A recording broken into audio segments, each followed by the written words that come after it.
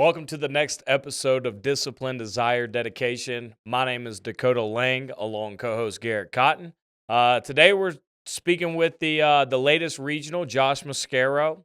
He's been with the company for over 2 years now? 2 years. 2 Yep. years. Heck yeah, bro. Well, we did have him on in a previous episode whenever he was a knocker with the company.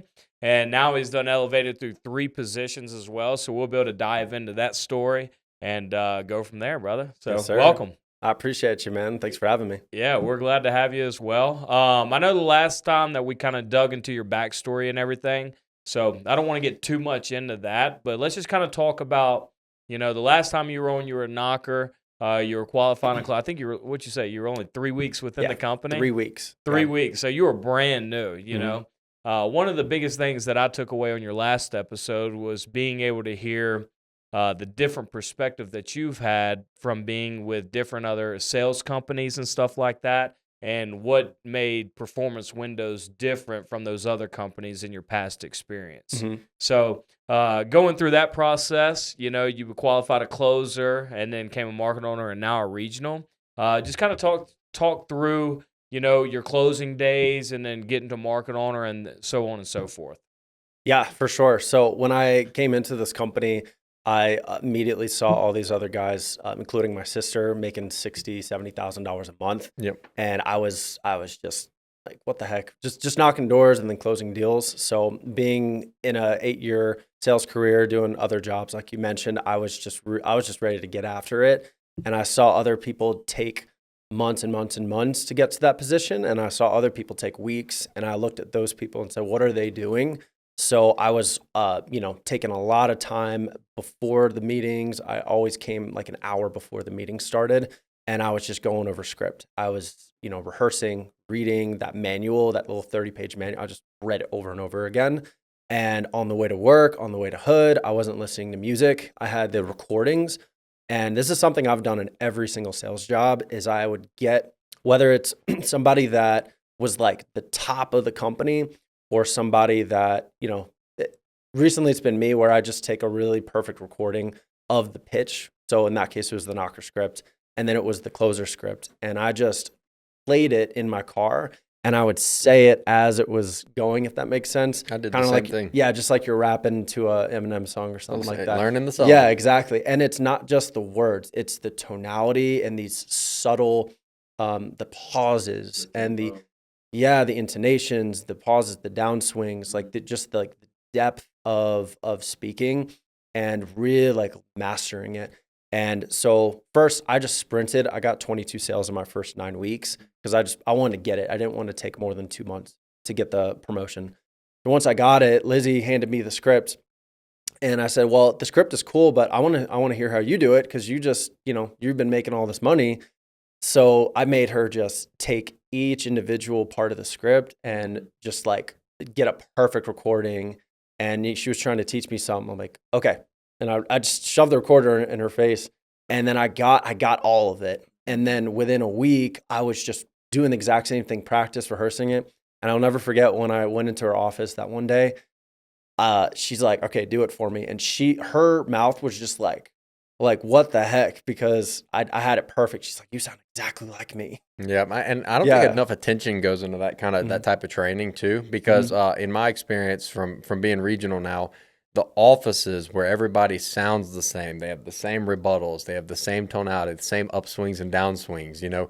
Those are the offices that are $1 million markets. Like in that same thought, it's kind of like I learned the closer script the same exact way. I listened to Landon Tolman, Jake Richards, like top producers at the time in our company, because the script doesn't change. The only thing that changes is the person that's delivering it. So I wanted to study that setting and study how it's done. And if it's working for them, then it should work for me.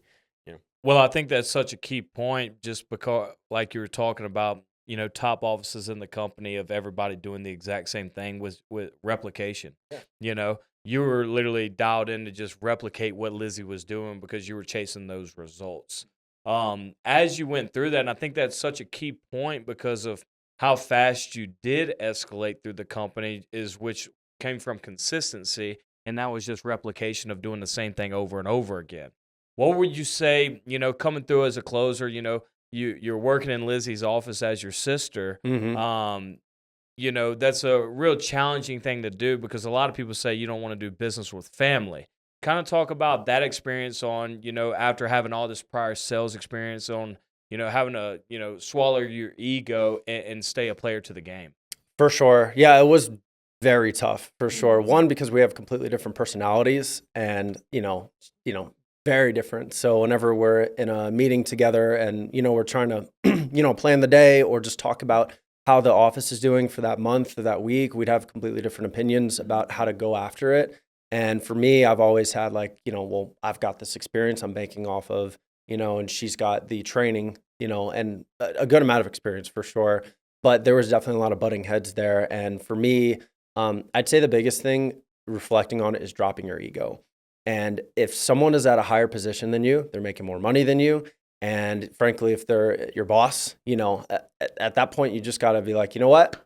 There's a respect level that, I'm your business partner. So if there is something that having an open mind, basically, dropping your ego allows you to have an open mind so that you can be open to what they're saying. Because if I already think that I have the end of the sentence in my head and I'm just waiting for my turn to speak, then there's no synergy in a business partnership, and we're not even partners anymore. We're just two people talking at each other. So I've always kind of, whether someone's older, younger than me, more or less experienced, I've always taken the approach that there's always something to learn. And as a market owner, even after I had my office and everything, I had people come in my office that I made it a conscious effort to not play the position role of, well, I'm your boss. So, I would always ask for my closers' opinions, or even in some case, I'd ask certain knockers that were doing really well, what's working for you? Because if not, then you're just, there's no room for growth there. So when it comes to working with my little sister, it hurt my ego to have to, be quiet and just listen, say, you know what? I don't think that's true, but I'm going to give that a shot.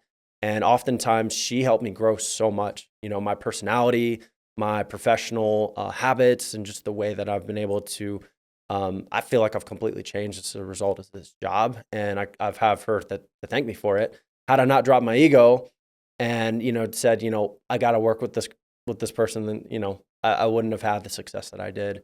So. Yeah, and I want to bounce on that because I think that's such a important part is that, and that's something that I always did was I wanted people to have ownership in themselves. You know what I mean? Like you were talking about asking knockers, what's working for you? You know what I mean? And picking their brains. Why do you think that some leaders in different industries, obviously, why do you think some leaders prevent that of letting, your business partners, your closers, your knockers, be able to have that voice?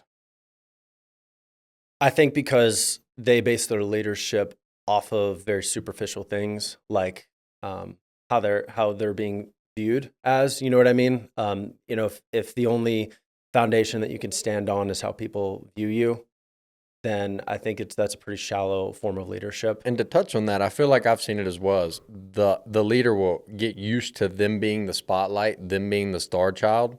And it's hard for them to give that spotlight off to somebody new. You go from being the Tom Brady on the football field to being the coach on the sideline, and it's really hard to get your Tom Brady to be the star. Yeah. When you still want to be on the field. Well, I'll give you a perfect example of that. When I became market owner, I had already gotten my first golden door. Yep. And within the first 3 or 4 months of last year, I had already cleared $2 million worth of revenue. Yeah. And I think it was a running joke the whole year that I was just a few $100,000 away from my golden door. Mm-hmm. And the whole year you guys were nagging me about it because I wouldn't get it. But the reality is that it was right at the time that Will Bingham came up and became a closer. And I had a decision to make. Do I bench him until I get my golden door because I want to get the spotlight? Yep. Or do I risk letting him get in the spotlight? And he got 2 golden doors as a result of that, and he took off.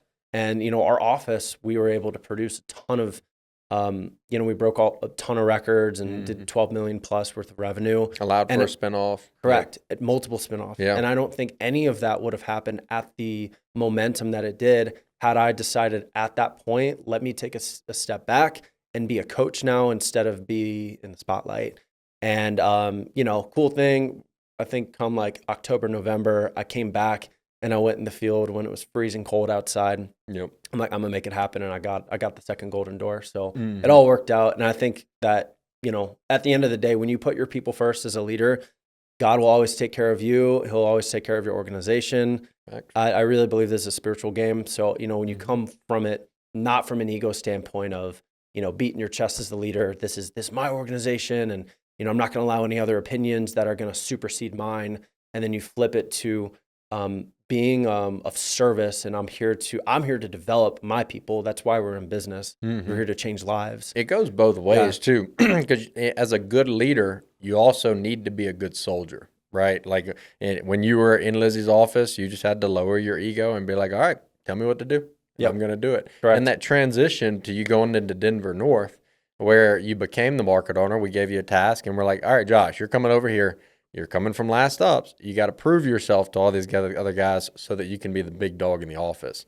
And then that's exactly what you had to do. Yep. And so, I mean, that's a huge factor because we're all the same way. When Kaleo was my market owner, he's like, Garrett, just go do this. And I'm like, okay, I'll do it. I never gave pushback. Like, we were probably the best people to have in the office because we're just like, all right, I got to go do it. They told me to go do Tell it. me what to do. I got it. Yep. And then mission accomplished, And then that's transitioned to us being strong leaders as well, because we see that whenever people do what we ask of them, then they're going to have those same results. Yep. Yeah.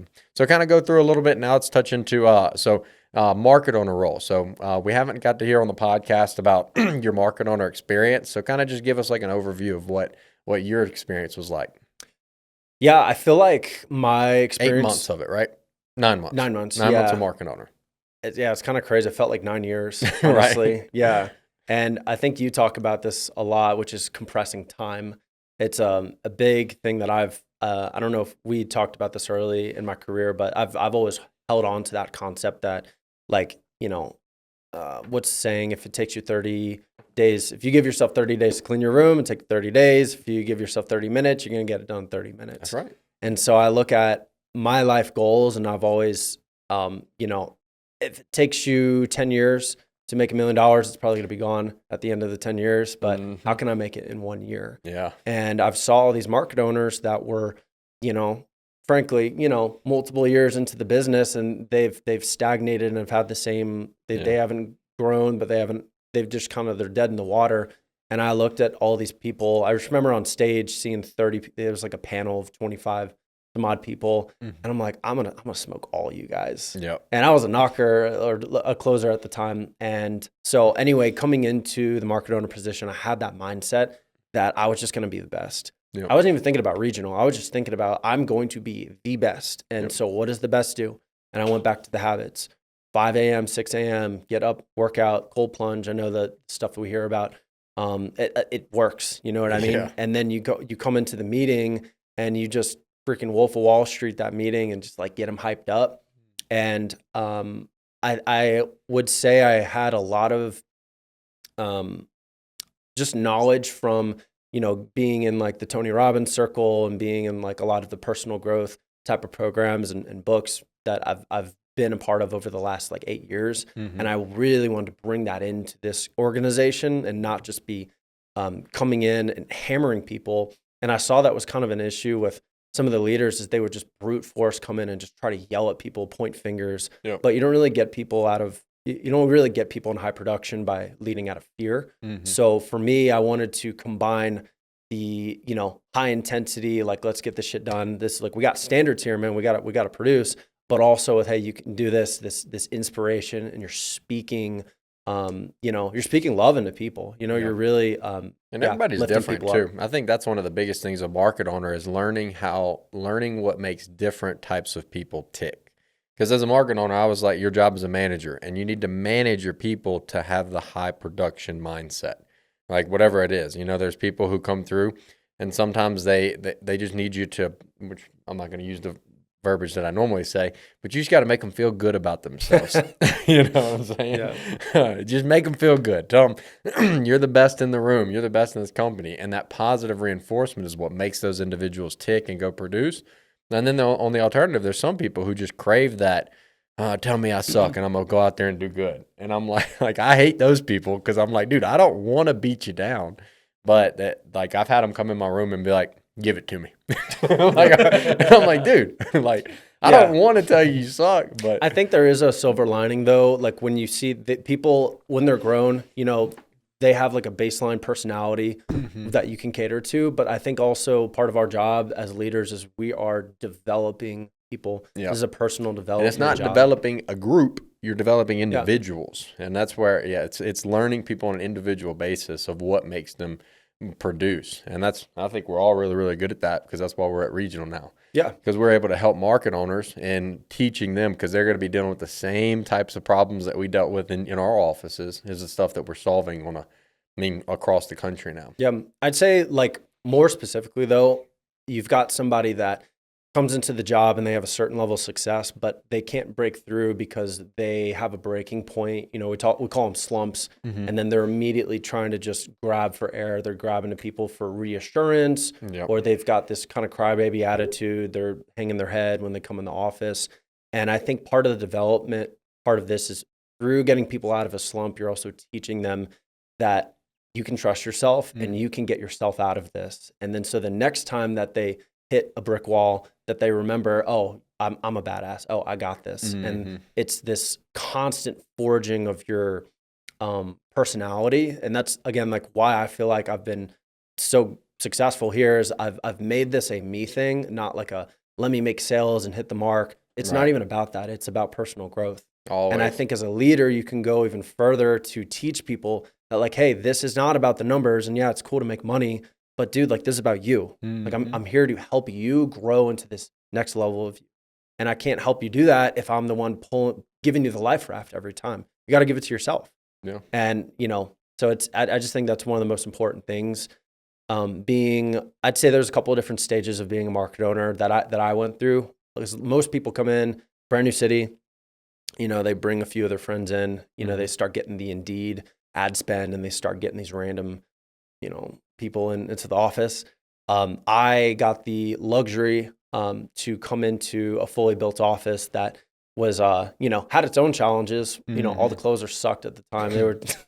I got them all out. I got the good ones out. You got all the good ones out, yeah. But it was a challenge because these guys were just used to like some version of job security that they thought that they had. Yeah. And I came in, I'm like, this ain't working. And one by one, I started plucking them out the organization. Yep. I started replacing them. I had this mindset coming in that I will bury all of you with new people if I have to. Abundance mentality. Exactly. And so I think some people can come in and do really well based off of, building the new people up. Other people, they come in and they recruit people. And then other people can come in and they're in the field and they're knocking and closing.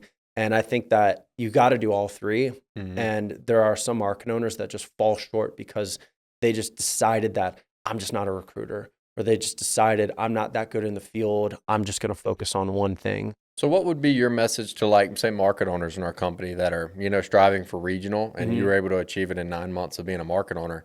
What do you think is like their biggest focus should be to achieve that?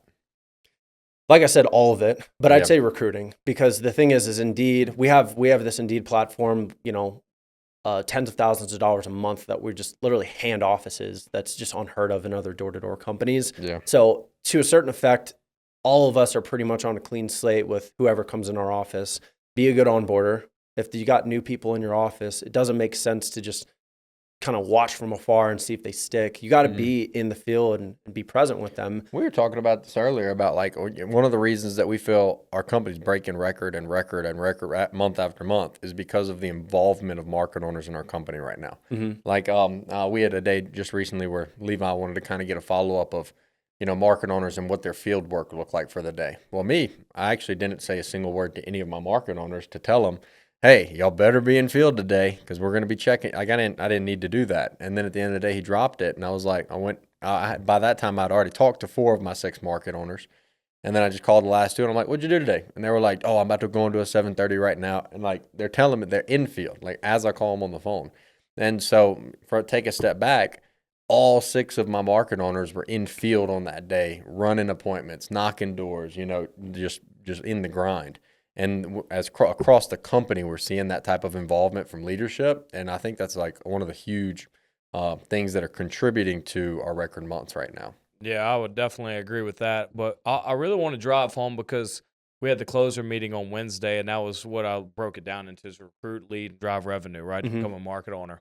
And I think the value is like when we first came in, and even at the time that you came in, because you brought in a lot of recruits, you know, the Indeed was not what it is now by far. You know what I mean? Like organic recruiting was everything. And I feel like as the company gets bigger, I feel like we lose value in organic recruiting, especially market owners. And I think that is a double-edged sword because the trend that I see with weak market owners or, you know, even, you know, just business owners in general, right? We can always revert it back to They're performance. afraid to recruit. That's the bottom line. And I think it comes down to an identity of like, I'm just not that good of a recruiter. Yeah. That's an identity. I'm just not that good of a leader. That's an identity. And it's like you take the three things, the train, lead, recruit. So you said? And close. Yeah, and close. Oh, yeah. Recruit, lead, drive revenue. Yeah. So all of those things, you could stem them down to an identity. Yep. Am I the best in the company? I know I could drive if I have the right people, you know, run a good meeting, all of the things, the stars are just aligned that we're going to drive the top revenue. And can I be the top recruiter? And just having this identity that I'm going to make it happen. Yep. Right. Well, I think it's and I agree 100%, but I think that the reason in weaker markets, the reason that they're weak markets is because the market owner does not recruit. Like I see it time and time again. And they're sitting there talking to the closers in the room. They're like, guys, we got to recruit. Knockers, we got to recruit. You know what I mean? And they're like, in the back of their head, they might not be saying it verbally. Yeah. But in the back of their head, they're thinking, motherfucker, where's your recruit? Exactly. Yeah. You know what I mean? Yeah, you got to lead by example. Lead by example. All the time. Yeah. What would you I was having a conversation the other day. How would you I was talking to a market owner because we were talking about like, you know, right now we're in the stage, I mean, obviously we're still learning as we grow, but we're in the stage right now where used to, bro, it was closer. We're holding the closers accountable. We're plucking closers if we have to. And when is the point that we go, okay, the market owner's the problem? There's a leadership gap right here. How can you tell if there's a leadership gap in a organization or even like in performance windows? From a market owner. Yeah, I always measure everything by 90 days, just like we were talking about compressing time. I always saw myself on like a 90-day sprint to my next level. So isn't it funny we were talking about the short term? Yeah, like you could have a bad day, bad week, bad month. I get it. You know, things happen. People leave. People go on vacation. Half your office gets sick. That's the worst. Right. Yeah. Half of everybody just randomly gets the flu or whatever. Right. You know, days are cut in half, and then the sun's going down at 4 o'clock. There's so many things that you can't control. But if that persists for the second month, it's like, okay, dude, like there were 2 months in a row on this, and then we got a third month and nothing's getting better. It's obvious it's the leader. You know, there's definitely months where like we're in sales and obviously it's up and down, up and down. We should have a standard where it's up and up and up. Yeah. That's the standard I always try to have. But just to give the people that are not doing well just at least a little bit of grace, yeah, you're going to have some down months sometimes. But if you let that persist, now it's your fault. And you got to take the extreme ownership that you got to go into the tool chest. What am I not doing? When's the last time I've recruited someone from my personal network?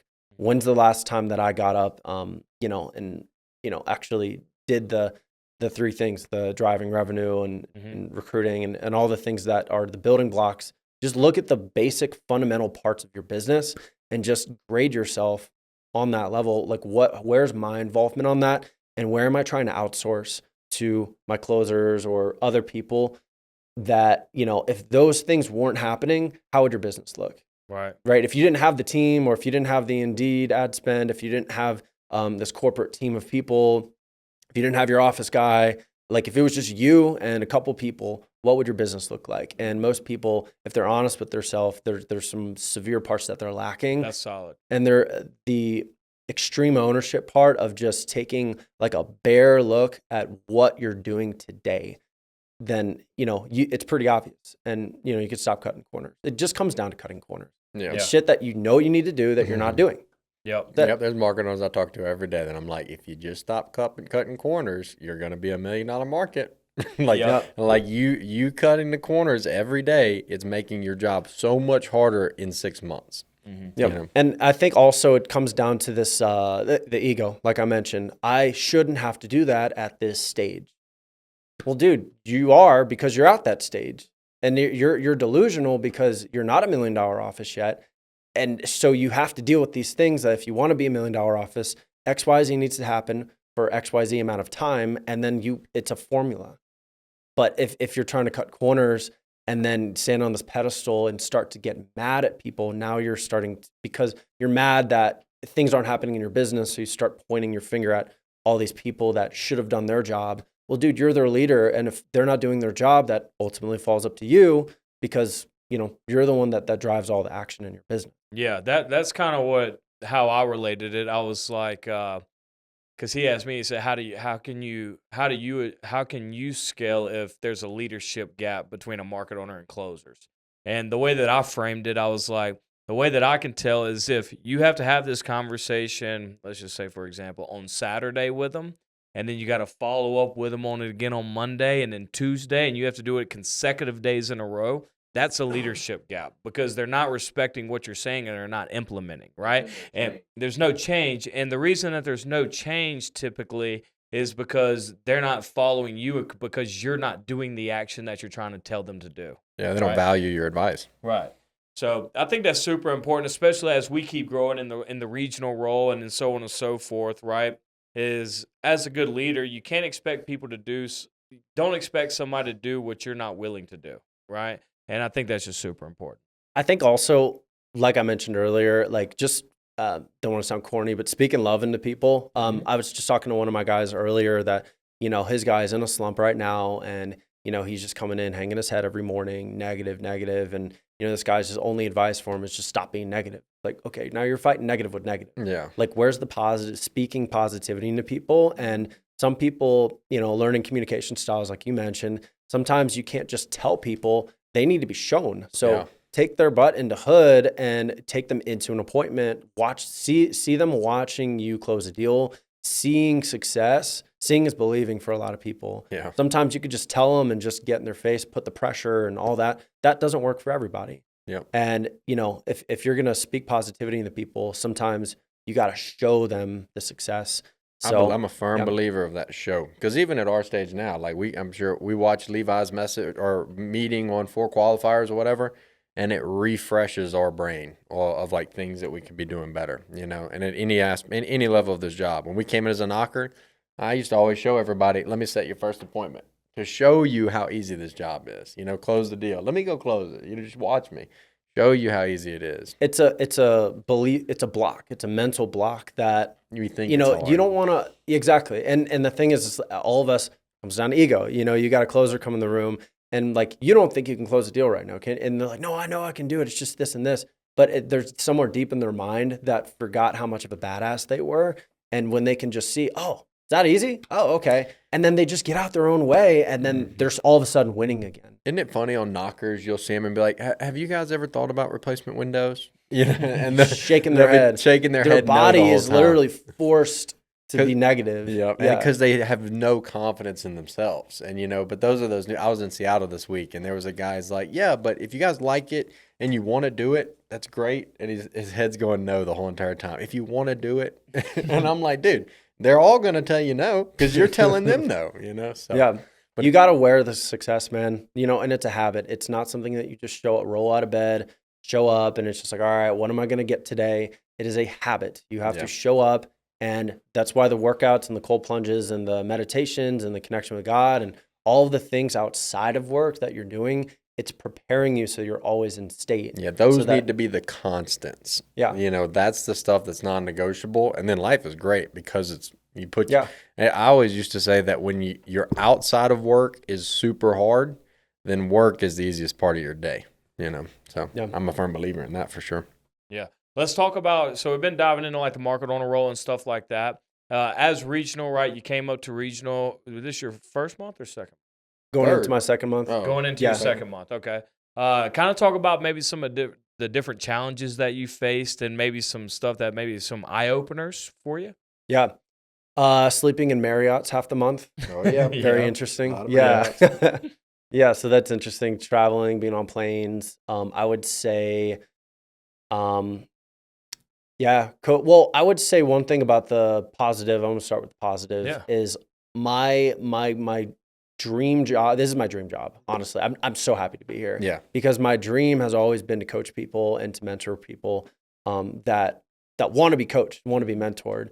That don't pay me a couple $100 a month or whatever. Like not that kind of coach. Like Yeah. someone that's running a business and that needs me, that I'm an integral part of their business, and that it's like this symbiotic, like you win, I win type of thing. And I'm very happy because the market owner role, I had a lot of challenges with people that just this ticky tacky shit of like you're 10 minutes late, bro. You know, we've talked about this a bunch of stuff, like just grown men, grown women in their 40s or 50s, and they can't get their life together on the simplest stuff. Yeah. Like having to be 50 conversations. So being able to coach people on higher level activity, more on like mindset things of like, you know, you're just cutting corners, right? And they're not trying to lie or skirt me because they want it just as much as I want it for them. They have an ownership over their business. I think the issue with trying to, and it's not something you can overcome, but it's a different ball game when you're trying to coach people that don't have any ownership stake in the business, and that is just a job for me. And you have to consistently rewire them that like, hey, you know, bring them into the tribe of like base this, level management is way harder. Yeah. Like it is. Yeah. Those entry level people where you're changing mindsets on a day-to-day basis. Whereas now, like you're saying, we're dealing with high earning individuals who are business oriented, you know. And the stakes technically are higher because if I can't get this guy to produce, then that says something about me. Yep. Right. So the stakes are higher, and it is a higher level of responsibility. But I think the day-to-day interactions are more fulfilling because now I feel like my time is more well spent, like pouring into this guy for 30 minutes or an hour versus we've all had the conversation with a brand new guy and it's like this like hyped up, I'm going to do this, man. I'm going to change my life. And then they fucking quit like the next day. I'm like, dude, like happens way too much. Exactly. Yeah. But with these people, you know, other market owners having to deal with, you know, I have some guys that have been doing this for years and I'm like slowly but surely helping them kind of like, you know, move, you know, change things that they're like, man, I've been doing this for a while and I didn't even think about, you know, shifting that. And then people that are brand new that I'm able to just to completely, you know, like give them my sauce. Like here's how you do everything. And they're doing really well. Like, you know, like Alex, for instance, in Kansas City, like they're doing really well, you know, just because he's brand new and he's just like, yes, sir. Yes, sir. I got, like, he's just so like, A sponge. I got you. Yeah. And I love when people are like that because he's excited to run his business. I'm excited to help him. And it's just, yeah, that's my favorite thing. It's not like, oh, I got to manage these people. It's like I get to change their life and then they get to change all of the people in their office. So it's more fulfilling for sure. Yeah, I love that. Yeah, and the travel's fun for sure. Yeah, it's fun. Yeah, first class. Yeah, no, it's can't beat that. No, you get to see new places and whatnot. And then also one thing that I like about regional is that we have to be able to pop into an office and run a very, very meaningful meeting in a short period of time. Like even in Seattle, I was only in Seattle for a couple of days.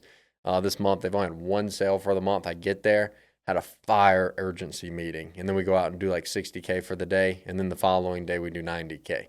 So it's just like to see the results from, you know, just having that presence in the office is like super rewarding for us as well. Yeah, it's cool because like I don't know, especially as a man, I like that adrenaline of like I wake up, I'm in a new city, and this is voice in my head. I feel like, all right, if you don't perform this morning, they're gonna continue to suck. That is like the biggest sale. So it's like it's a little bit of fear, but it's also excitement. I'm like, okay, now I gotta really step up. So when I get up, like stepping up to the plate, I don't know any of these people. And I'm just like, you know, delivering. So fake it till you make it. Yeah. I live by that. Yeah. Well, at this point, I'm not faking. I'm like, this comes from like, this is how I would run a meeting. But I'm just, it's exciting that I don't have to do it every day. It's like every other week or whatever I can pop in, but it's like showtime. Yeah. So it's cool. Yeah, my day, I got a strict routine as a regional. I wake up at a certain time. I'm at breakfast. I like the market owner to eat breakfast with me like every day, but I've got this whole morning routine that the purpose of it is so that I've got 4 hours before the morning meeting starts So by the time morning meeting, everybody gets there, I am like sharp as an attack. You know, like I'm clear headed. The caffeine jitters are already I was out about of to me. say 500 milligrams or whatever. Yeah, you like got. I want to be primed by 9 o'clock, you know, by the closer meeting or something like that. So I mean, it's a good routine, but that doesn't change in any position of this company, you know. Figuring out how I to do also it. like the concept of that you're you're almost like doing like a business turnaround every other week. Like it's not just running a cool meeting and then watching, you know, the sales go up and all that. It's well, I sit down with these guys. I'm like, all right, let's look at all the spreadsheets. Let's pull this up. Let's pull that up. Yep. You know, and just basically Even going aging through AR and stuff like that. You can sit down and you know. and just like through the process of going through all their, you know, all the little parts of their business. I'm doing this crash course on this is how you need to manage your business going forward. Yep. That's not okay. Let's fix that. Yeah. It's like, okay. And then you see the change. It's like, that's honestly the bigger change. And then the leadership gap hopefully goes away. And then, you know, the success is sustained with the knockers. Yeah. Best thing though, probably Ring Central. No more Ring Central. Yeah. And it's also like really enlightening to watch the culture of an office and then close the door of the, you know, his office and be like, hey, dude, that guy's got to go. Yeah. Or, you know, be able to say, well, like, dude, I know exactly what your issue is this and this. Yeah, because you don't get all the excuses from that little shithead the whole entire month.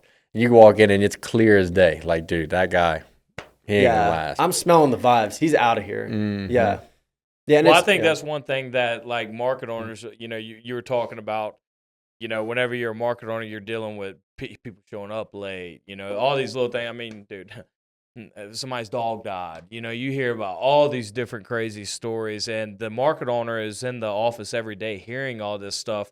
That's one thing that gives us an advantage whenever we come in. We have no emotional connection with any of these people. We're able to identify the problems that maybe they're just not even recognizing, you know, and I think that's super important. Yes, sir. So, got any last words? No, I mean, glad to see what's next. Yeah, Heck yeah, I'm man. excited. Next episode, I'll have a lot more info from here. Yeah, exactly. $1 billion company. Coming at you. We Let's coming. go. Yep. Maybe Lizzie will be up here next time. Oh, she's definitely coming up here for sure. So, heck yeah. Well, we appreciate all of you watching. Make sure to like and subscribe to the channel as well as follow us on all of our other platforms. And we'll catch you guys next time. Peace out.